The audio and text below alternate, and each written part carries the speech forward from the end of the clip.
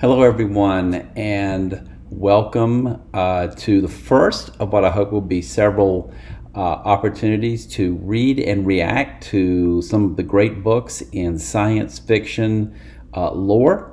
And over this video and a couple of others, I'm going to talk about a remarkable piece of work that was released in the early 1950s, the Foundation Trilogy by Isaac Asimov. This consists of Foundation, Foundation and Empire, and Second Foundation. And I'm in the process of reading these. I had read the Foundation decades ago and have just come back to it because coming up this fall, September 24th actually, Apple TV is going to release the series of Foundation, and it's quite a remarkable event because this is not a story that anyone really thought was filmable. This is a story people have been trying to make it for a very long time, and I'm going to talk about some of the potential with the series in another video. But I want to start today by talking about Foundation and kind of laying some groundwork for why this is such an important work, but also what to expect if you have not read the book to this particular point. So first, let's set the scene. We have the early 1950s, 1951, 52, and 53. These were highly productive years for major pieces of work that would influence both science fiction and fantasy for a very long time, and they're works that people continue to go back to. Of course, there's the Foundation trilogy released in 51, 52, and 53. Also, during that time, Ray Bradbury released his seminal work, Fahrenheit 451, which is a remarkable piece of literature and really one of the most beautiful and elegant books you will ever read. They have an enormous impact on science fiction and particularly the science of ideas. And during this same window of time, J.R.R. Tolkien released The Lord of the Rings, which really became the 20th century template for the fantasy genre. So a very highly productive period. So let's start with Foundation. This is not a long novel. In fact, it's a little less than 200 pages, but it spans almost 200 years. We go thousands of years into the future, and a galactic empire, just known as the Empire, rules thousands of systems. It is a solid, unified empire that has held stable for a very, very long time. And along comes one man, Harry Seldon, who, with his science called psychohistory, predicts that all of this is going to come undone. Now, what psychohistory is about is trying to predict the mob, as it's called. In other words, looking at how humanity is likely to move as a whole group. This is not about predicting the future based upon the actions of individuals, but about the way that humanity as a whole is going to tend to move. And he tells the emperor of all basically the known universe that this is all going to come undone. The empire will collapse. There will be endless war. There will be barbarism, and then it will fade away.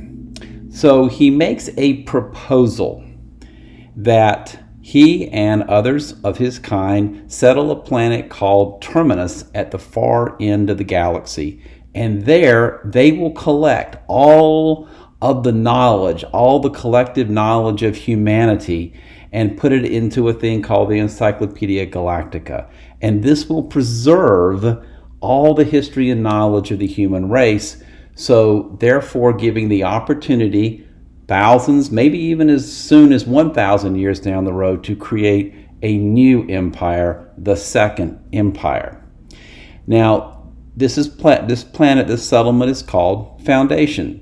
And there were actually two of them, each set up at the opposite ends of the galaxy. Now, Foundation only focuses on one, which is the one set up at Terminus.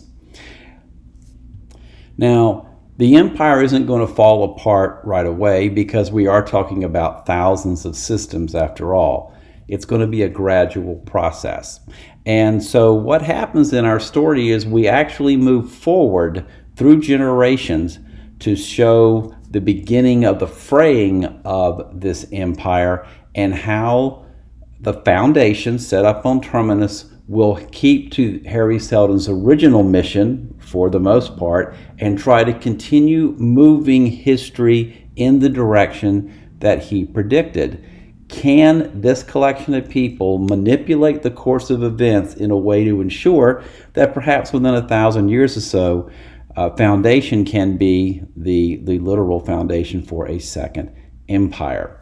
So what we find is a very interesting novel because for the most part, we're always time jumping between chapters and we're going directly into conversations. These are usually conversations between the power players, the leaders, the wealthy, the kings, the princes, all of the people who would ultimately be making the big decisions. This is not a novel about ordinary people. This is not the young hero who rises from obscurity and saves the galaxy. We don't have any Luke Skywalkers in here. These are all about power players. Harry Seldon dies fairly early on in the story. In fact, he even says early on that he only has 2 years to live because he has a terminal illness. But his name and his legacy live on throughout. And we come across these occasional Seldon crises where history could be at a tipping point and it's up to the folks at Foundation to save it. So we have really two primary characters, Salvor Hardin and Hober Mallow are really kind of two of those who are shaping the course of events. Now, how does one manipulate the history, particularly when we're talking about peoples who were separated by tens, hundreds, even thousands of light years? How do you keep control over that? How do you move history forward? And this is really sort of the template for what we see going on here. So we see that the periphery of the galaxy, that is the outer rim of the galaxy, are the first worlds that kind of fall apart and leave the empire, and they're taken over by kings and kind of shaky kingdoms, and the Foundation stay in control and manipulate them psychologically.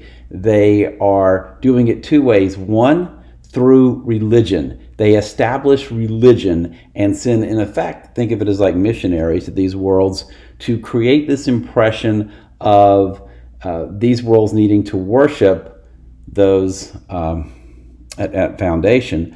And this keeps people in control somewhat, but there's also economic manipulation as well. We're going to sell you these things, particularly nuclear gadgets, the kinds of things that can help you along, but we're doing that in a way that we're going to know what you're up to, and we're going to be able to keep on top of it. I'll read you a little speech that Hober Mallow makes in one of the critical moments in the book where he is talking about the new strategy that Foundation is going to take and what will be his own personal legacy, but it kind of encapsulates all the things that have been happening over the better part of these 200 years. He says, "Consider that until now, the power of trade has been very underestimated. It has been thought that it took a priesthood under our control to make it a powerful weapon. That is not so. And this is my contribution to the galactic situation. Trade without priest, trade alone. It is strong enough. Let us become very simple and specific. Corel is now at war with us. Consequently, our trade with her has stopped. But notice that I am making this as simple as a problem in addition.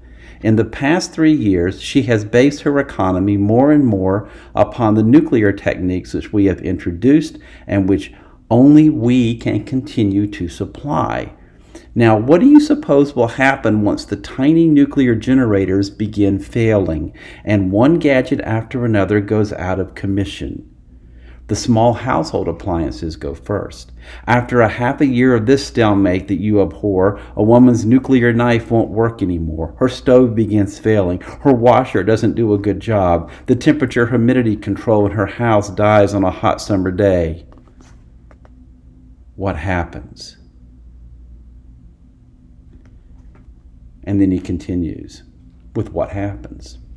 They'll send their sons out in unlimited numbers to die horribly on broken spaceships. They'll bear up under enemy bombardment if it means they have to live on stale bread and foul water in caves half a mile deep. But it's very hard to bear up under little things when the patriotic uplift of imminent danger is not present. It's going to be a stalemate. There will be no casualties, no bombardments, no battles. There will just be a knife that won't cut, and a stove that won't cook, and a house that freezes in the winter. It will be annoying, and people will grumble. And so what he's saying here is, look, we're going to have control because what we're doing is going to affect the lives of the ordinary people in mass. This is how we will maintain control and be able to shift history forward in a meaningful way. We'll control their economy. We don't have to control their minds through religion anymore. So there are big ideas to consider here, and I will talk a little about it in another video, what this means for us in terms of how we can look at the future and maybe make some projections for ourselves. So that kind of gives you a little bit of a sense of what this book is about. If you're looking for swashbuckling adventures, if you're looking for great big space battles, you're not going to have any of that. Most of Foundation involves two people in a room talking. Different people in different rooms on different planets, but these are these key moments where the psychological manipulation is moving history forward. It's a very different approach to science fiction. I'm not sure that it would necessarily sell or be thought of as powerful a tool if it came onto the market today, but it is something different. And if you're looking for something different in the genre and have not read Foundation, I would definitely recommend it because the concepts here are vast. So I'll return in the second video to kind of talk about a little bit about how this might be something that we might consider in thinking about our own future.